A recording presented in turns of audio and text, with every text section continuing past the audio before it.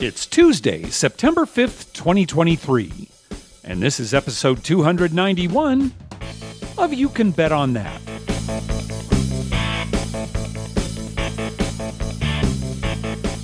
Hi, everybody. Welcome to You Can Bet on That, a podcast for the recreational gambler. I'm Mark Duvall. And I'm Dr. Mike. Dr. Mike, how you doing? Day after our tournament here? Good. Yeah, everything's going well here. Nice hot day here. Oh, yeah. You get a little bit of the heat now. 95 or more. Yeah, cooling down a little bit here. Well, the tournament went off very well, although you didn't really participate much in it, did you, Dr. Mike? No. The circumstances. Mike called me the night before and said, "Oh, Mark, I forgot. We scheduled something with family members 3 months ago." I don't know what it was. But my brother-in-law and sister-in-law are going back to Reno, and they're leaving like tomorrow. So they had invited us to dinner. I totally forgot about that. And the night before, my wife says, "Oh, yeah, by the way, don't forget about the dinner." I'm like, "Oh, no." So I had to play on my phone during dinner while we were eating. And as a result, you really weren't responding in the chat at all. No, and I thought about on my phone, I couldn't see it there. Yeah. And I thought, oh gosh, I wonder if anyone's chatting with me. I went to your table, and whenever anybody directed a message to you, I just said, FYI, Mike's on his phone. He won't respond on chat.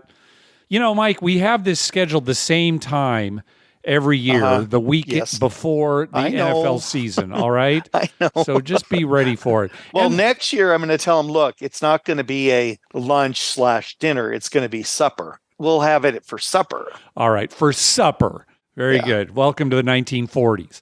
Hey, around here, it's breakfast, dinner, supper. All right, That's when do you have lunch? Well, some of the younger kids at school say lunch, but all the older people still say dinner. Oh, right. I don't know. All right. I'm very confused about it all, Mark. I don't know when to eat, so I just eat every, couple hours. So you got done with your get-together with the relatives, and then you went home and called me, and you couldn't log in to PokerStars on your computer.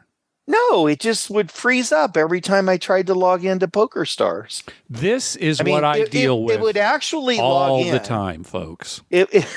No, it would actually log in, but then this thing would come up saying that you need to update your version of PokerStars. Mm-hmm. And I'd hit that, nothing would happen. Uh-huh. And then it would say, "Oh, but you can use the old version for now if you want." I'd hit that. Nothing would happen. It just would freeze up, and I kept turning the computer off and restarting and doing everything I could, never could get on. All right. So I got the play-by-play by you. Oh, yeah, that's right. I got the play-by-play. So it gets down to the final table. It's actually the final four. And the action was real intense at that point. And I'm doing my best to tell Mike what's going on. I'm doing a great job. I'm saying, okay, under the gun folds. The button raises. All right, small blind does this. Boom, boom, boom. Oh, okay, pair of kings wins. And it turns out Mike was fast asleep the whole time.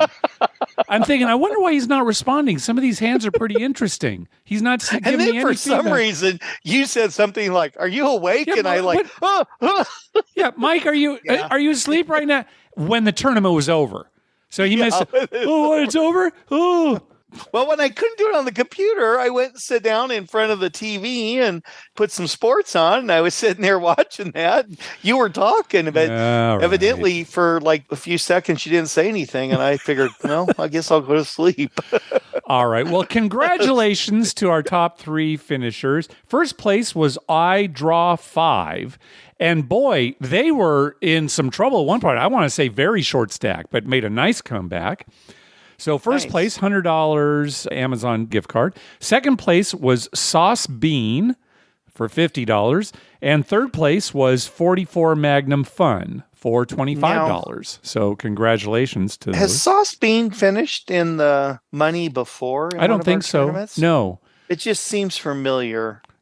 Now, maybe that name just sticks out because it's, catchy. Sauce Bean. Yeah, it could be. I didn't have quite as good a tournament as last time. I went out in 61st place. 61st? Yeah, what did we have? Well, how many were there, 62? No, we had 116 players, so I didn't quite finish in the top half. Was eliminated 61st. So, yeah, you outlasted me, Mike. You went out in 45th place. So, I was in the top congratulations. half. I was getting cards at the beginning. I had my up to like, I don't know, 48, 5,000. Yeah, somewhere. I saw you were doing real well initially. Yeah. Yeah. And then all of a sudden it was just card dead. I couldn't even really play any hands. And finally I got to the point where the blinds were kind of killing me. And then, I got to play one of these hands. So I ended up playing something like King 7 or something. Yeah. When I got down low there, and then, obviously went out. Yeah. But yeah, I had fun, especially initially. It was better when I was eating and playing than it was when I stopped eating. When you concentrated. Mm-hmm. Yeah, when I concentrated. Yeah, that seems typical of all your gambling. Yeah. So my bounty went to 44 Magnum Fun, who came in third place. So he's getting an additional $25 in Amazon gift cards. Mike, your bounty went to Here to Blue 714. So congratulations, $25 gift card there. Also, Tim Lawson said he would give a $25 gift card to whoever took him out. He was taken out by Weevil Fish King. That's our friend Miguel from our home game. So There you go. And that's money in Mark's pocket. That's right. It's coming right back to me eventually. Thanks, Tim. That's going right back to Mark. And Tim had, I think, his best tournament. He finished in 24th place. So very good. Congratulations, Tim, for your top finish. And then, as always, this is so great. Richard from London is going to donate $100 to the charity of the winner's choice. Once again, Richard, thank you so much for doing that. I have not had a chance to ask iDraw5 what charity they would like to donate to, so we'll let everybody know on the next episode where their money's going to. But again, just another great tournament. Thank you, everybody, for attending. And thank you, Richard. What a great guy. Yeah, and again, we really appreciate people waiting to register until they were sure that they were going to play. We had a lot fewer no-shows this time than we did in the past, so that was great. Thank you very much. So our next tournament, Mark, will be the Sunday before March Madness. Again, that, is basically Selection Sunday, and that is going to be March 17th, if I'm not mistaken. So, Mike, make your plans now. Clear out that, section there. Don't be making plans. I'm going to immediately, when this is over, go upstairs and write down March 17th is taken. Okay. Busy. Very good. I'm going to put it on the refrigerator. Excellent. Hey, thanks to everyone who's been clicking through our Amazon link. Remember, whenever you're going to buy something through Amazon, please go to our page first, youcanbetonthat.com, and click through our Amazon link towards the top of the page. All right, let's move on to voicemails. If you recall, on our last episode, Ryan called in with information about the beginning of his Vegas trip. So let's see how things went for him on days 3 and 4 of that trip. Hey guys, it's Ryan from Twin Cities calling you back, finishing up our Vegas vacation trip, although it wasn't actually Vegas vacation, it was the weekend after. Day 3 was our transition day. We woke up, went to Pink Box Donuts for breakfast. Amazing donut selection, although I will say my anxiety was inducing, as it was a very difficult decision as to what to choose for donuts. We did stop by the Circus Sportsbook to catch some sports before checking out of the D and heading on to Horseshoe. Mobile check-in was great. We got notified that our room was ready as we walked into the lobby at 11 a.m. Dropped our bags and wandered around Horseshoe. First impressions of the Horseshoe, nice room, comfortable beds, and a mini fridge in the room. Casino was not all that busy on a Sunday in August, but overall a nice little refresh. We left to wander around the area. Cromwell continues to disappoint. Terrible pay tables, high limits, empty casino floors, You get the gist. Wandered down to Planet Hollywood and discovered a Stadium Craps roll-to-win hybrid thing. Essentially, it's the same interface as Stadium Craps, but there's a small tub to roll with a dealer who enters numbers in as you roll them. Dice landed on a felt and not plastic, so it feels a little bit more like a normal game. With only a $5 limit, 2 times odds, it's a nice way to just sit and drink. A mix of crazy efficient cocktail waitresses, the $5 limits, 360 Vegas Mark joining us, and probably the most Vegas dealer I've ever had, Ron. We played for probably 4 to 5 hours and just had a ball. The pit boss, the crew, our table and surrounding tables were loving us as we were tipping them every roll we had. The game was more fun with Ron as he was calling the numbers as a traditional game. Other dealers would simply enter the numbers in and we'd wait. Once we figured this out, Neil, Mark, and I would make sure to announce our numbers as soon as they were set. This carried over to the others and helped make the session more enjoyable. Definitely a fun spot for a group of people. I don't think it would have been as much fun without the stars aligning, such as the quick drinks, Ron and his inappropriate and hysterical jokes, and Mark hanging with us. Dinner was supposed to be a celebration dinner at My Asia in Horseshoe. But after finishing our dinner, we were informed that they don't honor the celebration dinner, but would have accepted casino comps. Frustrating, but after a day of drinking, we didn't push the issue and paid the bill and took the leftovers to the room. Next day, woke up. I spent time at Horseshoe while Neil wandered around South Strip. The pool at Horseshoe reminded me of the pool in the movie Caddyshack. If you think gated country club pool, that's what you got. It serves its purpose, but man, it is a long walk to get there. We did opt to utilize that celebration dinner we did use the following day. We went to Guy Fieri's Flavortown Sports Kitchen. It served its purpose for free sustenance. Don't think I ever need to go back, but it was free. We did walk over to Ellis Island to play some $5 craps. We got spots at the second of two tables. Both were at $5. Neil and I both immediately started tipping. Pass line, odds, all fall small for the crew. And they caught on very quickly that we were going to take care of them. And soon they were calling us by name after each and every roll, thanking us for dropping tokes for them. After a few shooters, the table started to fill up. They raised the table limit to $10, but grandfathered Neil and I in. I have no doubt that tipping helped, as we were able to play $5 for the entire duration that we were there, which was a good few hours. I will call back with a very unique situation that happened mid-roll, one of my best rolls I've ever had. I just want to get your take on that. After finally getting back to even at Craps, opted to go to Lotus the Siam for dinner. That place is so good. Get the garlic prawns if you go. They absolutely worth the price. We did need to stop at Tuscany to cash some winning tickets from our bets earlier at Circa. That stop cost me money, as I had to wait for the ticket person at what they call a sports book to show back up from taking his break. Lost a pair of video poker there, so definitely not worth the trip. And Tuscany is definitely not a place I need to return to. Went back to Horseshoe for some video poker at the lobby bar. Did learn that they are back comping some of their craft cocktails. I enjoyed probably one too many Belittled Fashions. I did notice that they were also comping some other ones as well. Your mileage is going to vary there, but it was nice to see that at a certain property. I didn't make much money, but enjoyed a good drink session. Headed back to the room, realized that I had 1, very strong old fashions. 2, forgot that I had quite a bit of sake at dinner. And 3, realized I needed some food. Thank goodness that the fridge had some leftovers in it. Not often that you can have a fridge on a strip property, and the food was super helpful. Headed home the next day with a lighter wallet with some great experiences. Thank you guys for all that you do. Ryan, otherwise RMM78 on Twitter.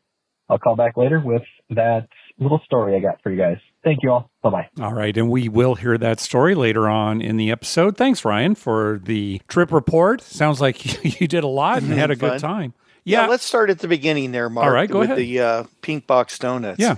You know, it's so frustrating for me, too. I go into a donut place, what to get? I mean, I love them all. Yeah, I know. I really do. I mean, there are a few that I love more than the rest, but I'm happy with any donut, really. I just love them. Yeah, you got to buy a dozen at least and take them home.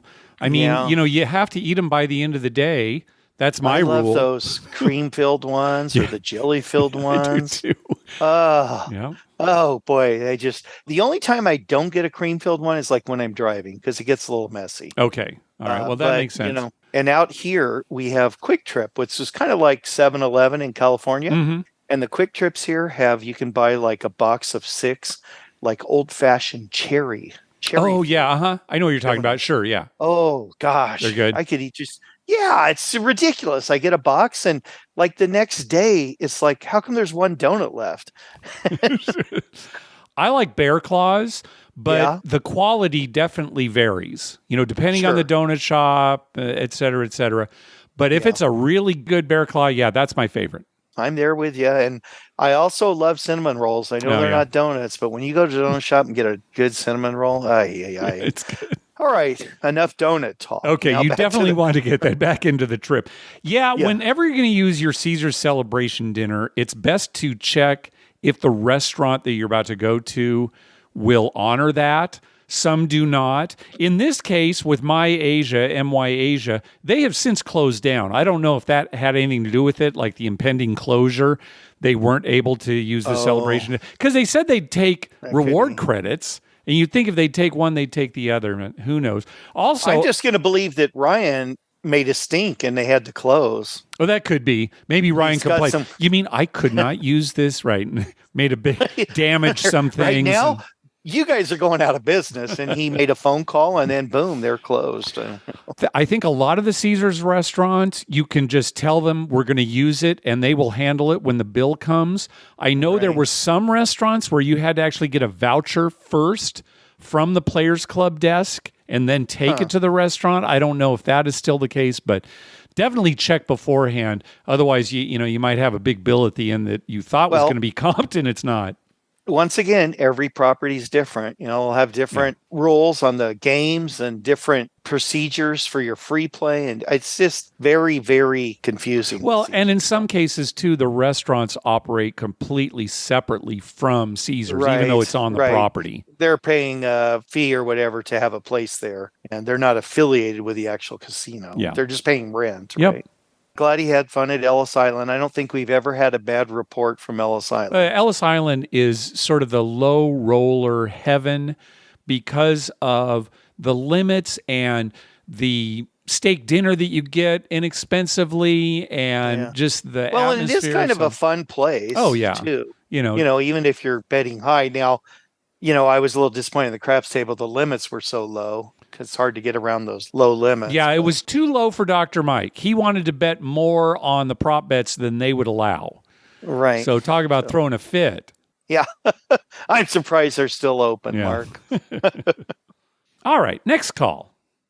Hey, guys. Nathan from Sacramento. A couple of quick things. I took a quick trip to Reno. I looked for listener Marty, but didn't see him. I didn't hardly see anybody playing craps. So I played the bubble craps machine, and I gotta say, over the years of playing regular craps, I've had some decent wins, but in less than a year playing these bubble craps, I've taken anywhere from 3 to 500, 3,000 about 5 times now, and I can't say I've done that on the real craps table, over the years that many times. But they have these high $25 minimums in Reno. Well, I know they're all over Vegas and more in other places, but just nobody plays. And I like to have somebody to shoot. But anyhow, next thing, kind of funny, I was playing Baccarat at Hard Rock here by Sacramento, and I was playing heads up, and the dealer, for the first start of the shoe, every time I bet, he would say, "Okay, sir, you're going to win this one, guaranteed." And, of course, I lost 6 hands in a row. And he said that every single time. And this is no joke. I said, "Will you please stop saying that? You don't know when I'm going to win." He said, "Oh, sorry." He never said another word, and I won 12 hands in a row. So, I'm kind of reasonable like you guys. I know it was just a fluke, but it was kind of funny at the same time. I hope to get to meet you guys at Harrah's, Southern California on the 23rd, if that's still on. All right. Thanks for the great show. Bye-bye. Oh, yeah. Let's talk about that. So September 23rd, a Saturday. That is still on, right, Dr. Mike? You're going to be in town? Yes, that is still on. I have plane tickets. I will be there. All right. Very good. We're going to have one more episode before that, so we'll mention it again.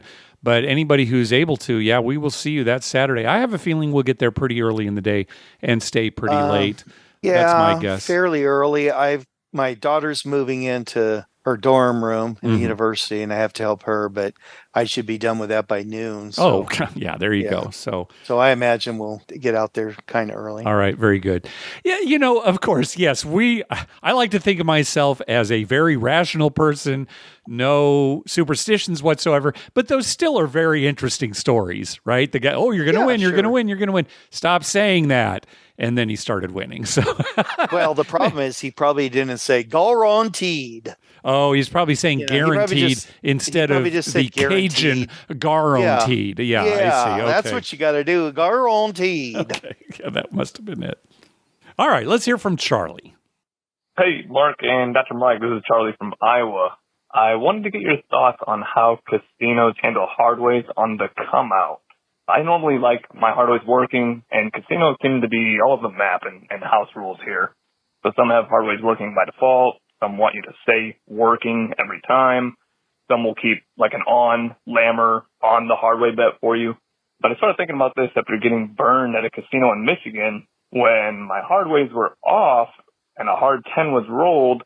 I wasn't told that I had to say working every time, despite me always having my hard ways working for a period of time up to that point. I'm a relaxed player, so I didn't storm off or get too pissed or anything, but the dealer closest to me, he could tell I was a little aggravated. The dealer across the table from me actually noticed what was going on and joked that, well, a good dealer always reminds their players to stay working. So that made us all laugh a little bit and lighten up. And still ended up being a profitable session. But I wanted to ask, why don't all or even most casinos have hard ways working by default? Seems like that'd be in the best interest for the casinos to be that way. So hope to see you at Diamond Joe Dubuque one of these days, Dr. Mike. But best of luck to both of you at the tables. All right, there you go. When are you going to be going to Dubuque, Mike?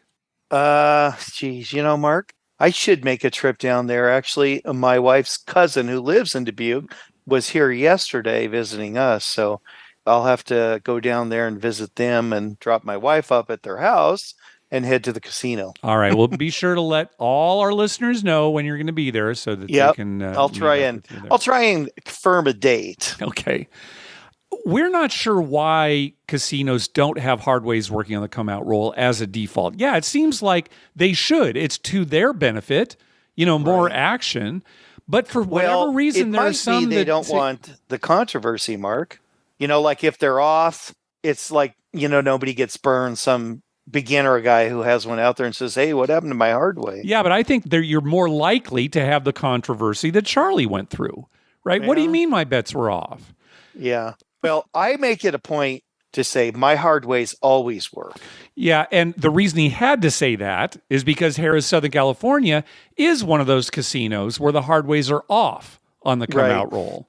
Right. No, hard ways should be working on the come-out roll all the time, and every come-out roll, the stick should be saying hard ways work unless you call them off. That's the way it is in Vegas. I think that should be the way it is at every craps table. Hard ways work unless you call them off. Yeah. But they do have to make that announcement too, right? And then make sure everybody knows. And you can announce it the other way too. Hard ways are off unless you tell me they're working. Yeah. They should always announce that, but you know how that goes. If you want them off or on, it's like you said, Dr. Mike, let a dealer know, at least one dealer or the pit. Pit. My hard ways are always working, or my hard ways are always off on the come out roll. And if you get some kind of confirmation from a dealer or pit or whatever, okay, that should be good enough, right? And just make sure that when there's a shift change, the new crew knows. But, if you want it to go one way, definitely make an announcement. And if it's a new casino, ask them what their policy is, because, it is different. Some work, some don't. The safest thing is always to announce your intentions if you're going to play the same way. And that even goes for like odds. You can always say, look, I always take full odds. Mm-hmm, yes. Mm-hmm. You can say that right off. And that way, if something happened and, you messed up and you thought you had 5 green chips and you had a red one in there or something, they would say, oh, yeah, he always takes full odds. Pay him. Yeah, as long as somebody on the crew knows and can verify that. It's like, oh, yeah, he's always got full odds, then you're good. Right. Especially if there's a box person. Yes. Then, that makes it a lot easier because then, he told me that, so. All right, next call. Hey, guys, Anthony from Missouri. By the time this episode's coming out, I will be about a month out from going to Vegas. Never played Pai Gow Poker or face-up Pai Gow Poker. So probably want to try that out this time after you guys are talking about it. So I want to see what trainers are out there. There's a couple, but it seems like it doesn't really help. It's just auto setting the hands or anything. So what do I need to know going into the Pai Gow Poker and playing that in person, especially to being my first time? Another thing, too, is I do play craps, try to get some lower limits when we're out in Vegas, which is hard to do where we stay. Go downtown once in a while, but the thing I can't get over with craps, I've been playing for a while, is that when you're out there and you got the money that are out there on the table, I know that that's my money, and it just is a weird thing that I always get a little weirded out about with losing that money that's on the table once things get pressed up or anything. So how do I get over that? And how do I be a little bit more aggressive, knowing that I am going to lose that money that's on the table, but it's going to turn into profit? Just a weird mental thing that gets in my head when I'm playing craps that way. So any advice on that would be great. Thanks for all that y'all do. Okay, so this is similar to a call we got a little while ago. Advice on how to come to terms with you've got a lot of money out there that you're risking. Well, you answered the Pai Gow question, Mark, and I'll answer the craps question. All right. Well, I will contribute to the craps question first. But yeah, let's go back to Pai Gow Poker.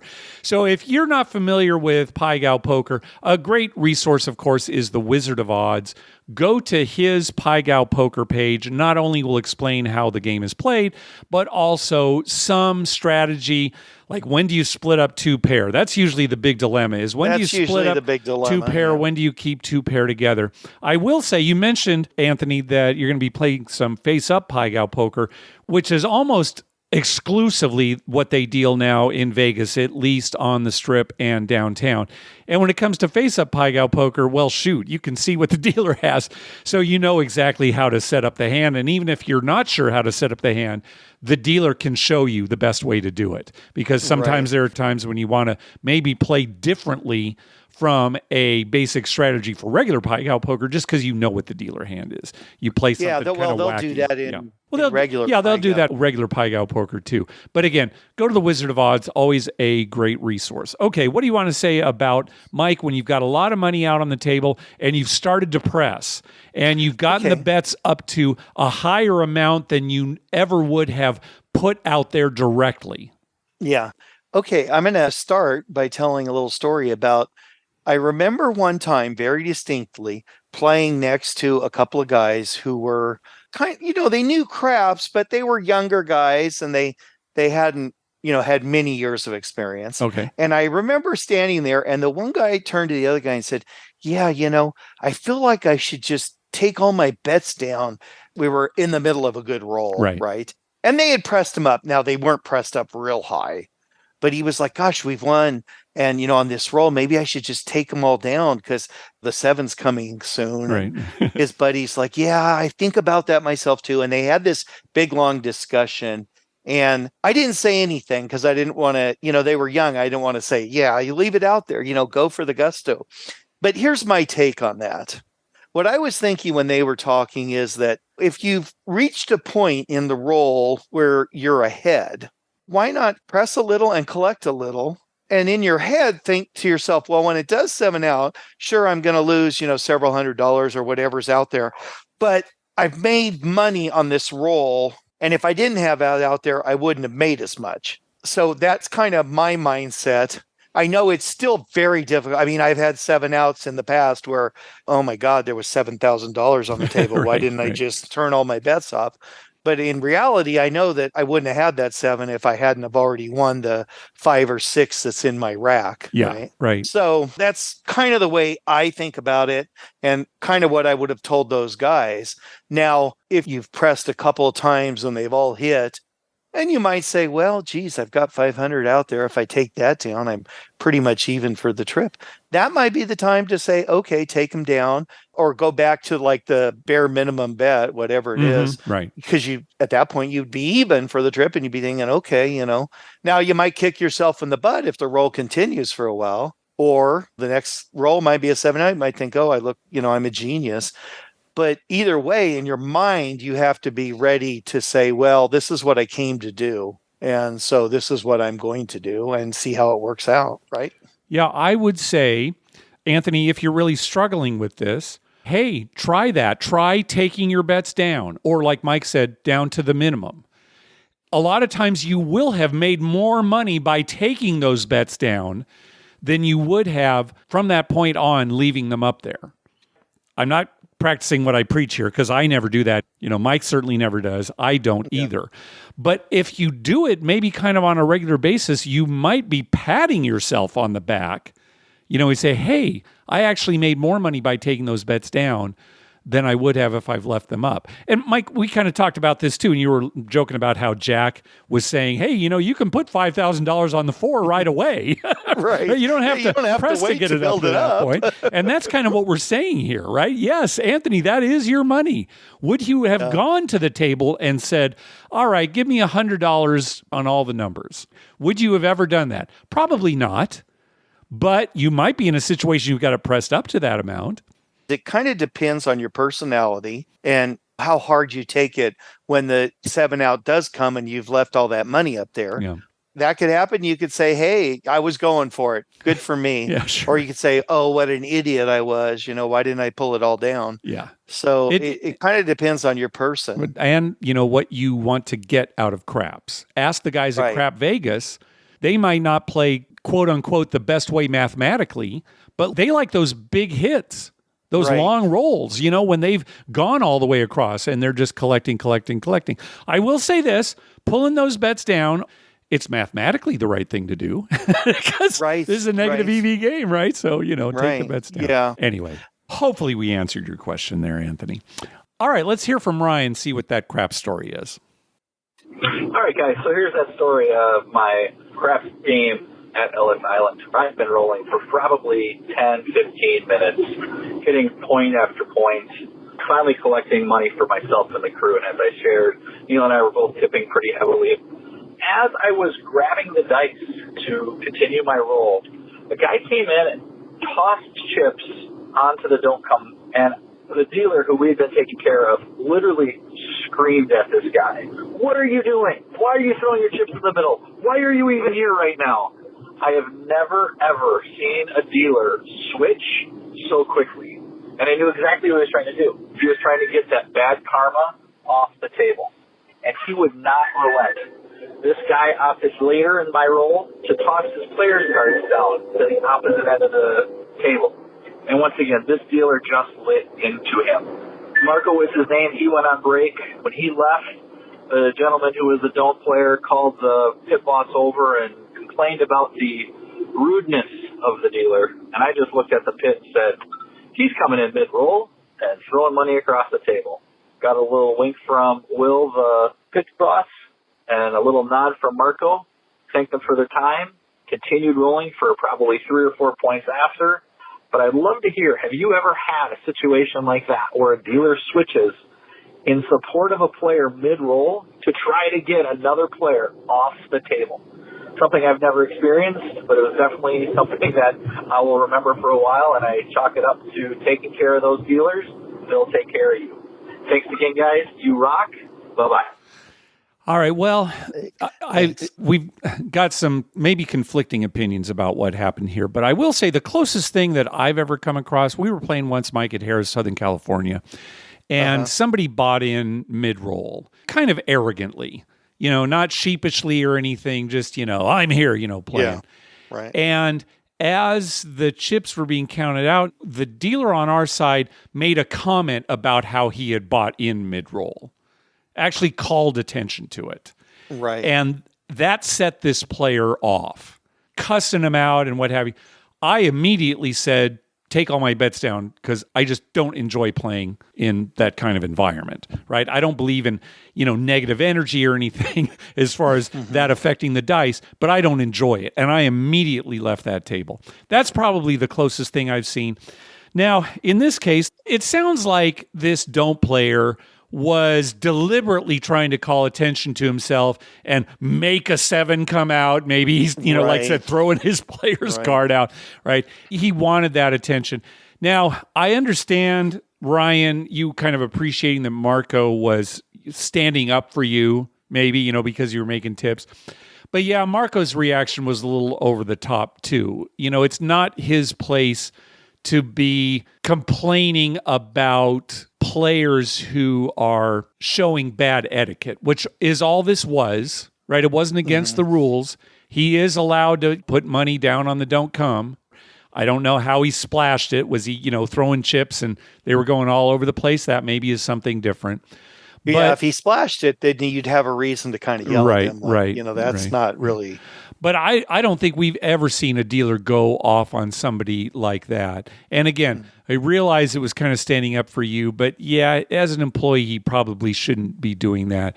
And maybe they spoke to him afterwards, or maybe they didn't, because the pit and his boss and everything thinking, oh yeah, that stupid don't player. What does he think he's doing? So I don't know. That's my feeling on it. Well, I think if you're going to work in a casino, every employee in the casino has to have kind of a thick skin. Yeah. Because you're dealing with people who are losing money. People get upset about that. They take it out on whoever, the waitress in the cafe or whoever they're going to take it out on. So you have to kind of have a tough skin. I agree. You need a thick skin up to a certain point.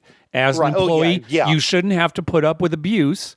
And again, this situation, there was no abuse. A thick skin for the employee. I still agree with you, Dr. Mike, but this was not being leveled at Marco, right? This was just bad etiquette that angered Marco because he appreciated the way that Ryan was playing and the tips and everything. And here's somebody to kind of come in and mess all this up. So I understand that, but yeah. Yeah. And we weren't there either, Mark. So don't forget, we don't know what the attitude of the don't guy was. Or, it sounds like he was a bit of some guy jerk, who always does this. Yeah. Anyway, going to have bad people no matter where you go. Yeah. Well, Mike, I am spinning so many plates right now that I am behind on voicemails, on emails. I apologize. I haven't gotten back to everybody. And in my personal life, I've just got so much going on. I know. Yeah, Mark has a lot going on now, so it's kind of difficult for him. So we're going to give you a break, Mark, and we're going to end the show a little early. Okay, well, very good. Thanks, Dr. Mike. I appreciate that. Hopefully by the next episode, I will have been all caught up. I do want to say this. Thank you to everybody who has gone to our online store. You can bet on that store. Again, the link is at the top of our webpage. And Mike, I believe tomorrow you're sending out the first wave of T-shirts, correct? Yes, I am. They're going to be in the mail tomorrow morning. Got it all packaged and ready to go. Some of those orders came a few weeks ago. Sorry it's taken this long, but we're finally getting organized here. So yeah, those are going out tomorrow. So thanks for doing that, Mike. Yeah, and my goal is to eventually get other items like, other than T-shirts, Yeah, cups, hats, the whole deal. Eventually we'll get that. We're working on it. Okay, so good. Very good. That's in progress. Yeah. All right. Well, we want to thank some people for some recurring donations. Josh, the boys over at Crap Vegas, Jeremy at the Color Up YouTube channel, James, and Kurt. Thank you very much for those recurring donations. We also got a donation from Raji, karma donation for trip number 2 with my daughter. My kids know all they have to say is, Dad, we should meet up in Vegas. And they essentially get a Vegas free roll with all expenses covered. Thanks for all you do. All right. Well, very good. Have good luck, Raji. Yeah, Father of the year. Also, a donation from Taylor. Karma donation for my birthday trip to Harrah's Cherokee, September 7th through the 10th. Looking forward to playing lots of craps and watching college football. Thanks for all the great episodes. Taylor from Atlanta. Oh, great. Well, good luck on your trip. Good luck with your bets. And we also got a donation from Eamon. Eamon, I'm going to single you out as somebody that I'm so sorry I haven't gotten back to your email or processed your voicemail. We'll definitely get to that on the next episode. So thank you very much for your donation, Eamon. Hey, be sure to check out our TV listing showing all the gambling-related shows coming up within the next 2 weeks at youcanbetonthat.com/TV-listings and our list of gambling-related movies at youcanbetonthat.com/movies. We'd love to hear from you. Call our voicemail hotline at 951-292-4377. That's 9512-WAGERS. 9512-WAGERS. Or you can email us at youcanbetonThat@gmail.com. You can also follow us on Twitter at YouCanBetOnThat and on Facebook at facebook.com/YouCanBetOnThat. Finally, please go to your favorite podcast app and write a review of the show. We love getting your feedback. Dr. Mike, you ready for football? I am, Mark. Gosh, there's even one on tonight right now. Yeah, college is already starting, Yeah, we had college football on Thursday, Friday, Saturday, Sunday, and now Monday. 5 days in a row. How wonderful is the world? Fantastic. And then in 2 more days, we're going to have an NFL game. Yep, exactly. It's starting. And Mike, congratulations on your college football picks so far. You're off to a great start. Oh, great start. I can't believe it's going so well. Yeah. And I'm hoping that this continues and then people want to be calling me to get my picks. Yeah, there you go. I'm excited about that. And then baseball's coming to a closure here. That's not so exciting for us, but yeah, I like the playoffs, and the Twins are going to be in the playoffs. Well, there you go. There you go. We have something to root for here in Minnesota. One other thing I'd like to mention before we end this, at our elementary school, we have a shortage currently of tennis shoes. So we have this room called the Warrior Foundation Room where people donate jackets and clothes and stuff, and we distribute them to kids in need. And tennis shoes is the one thing that we're really lacking on. Okay, so sports shoes. I mean, not specifically tennis shoes, but sneakers. Well, I mean, the general tennis shoe. Right, yeah. Athletic shoes. Athletic shoes, yeah. We have plenty of boots for winter and things like that, but we're just really short on shoes that they can wear in the school. And sometimes it's people who are low income who just can't afford them. Yeah. And so we try and help them out and take care of them. So I wanted to ask all of our listeners if by chance you have some extra shoes that would fit, say, a kindergartner, a 5-year-old to, 6th grade, a 12-year-old, in that range. If you have children that had shoes that you don't use anymore, or, a nephew, a niece, anybody, that just, has some shoes that they're just done with. And as long as they're in fairly decent shape, we would love to have you send those to our school. Okay, great. So where do they send them? If you do, you can mail them to the school, and I will reimburse everybody for any postage they spend. Oh, that's great. Good, Dr. Mike. So send it, and if your address is on there, I'll resend you the postage. And it's Caledonia, that's spelled Caledonia, elementary school. And our address is 511 West Main Street, Caledonia, Minnesota, and the zip code is 55921. And you can just write on there, Caledonia Elementary School, attention, Dr. Mike. Oh, there you go. And then I'll get them and put them in the Warrior thing and send you some refund money. Oh, that's great. Okay, very good. Thanks, Dr. Mike. Because it's a good cause. And if we get a lot, then, we'll give them to the school in the next town. There's plenty of schools here who can use that. Oh, that's great. Good job, Dr. Mike. Yep, and I'm looking forward to San Diego, Mark. Oh, yeah, we'll see you in a few weeks. But again, we'll have one more episode before then. All right. Thanks for listening, everybody. Good night.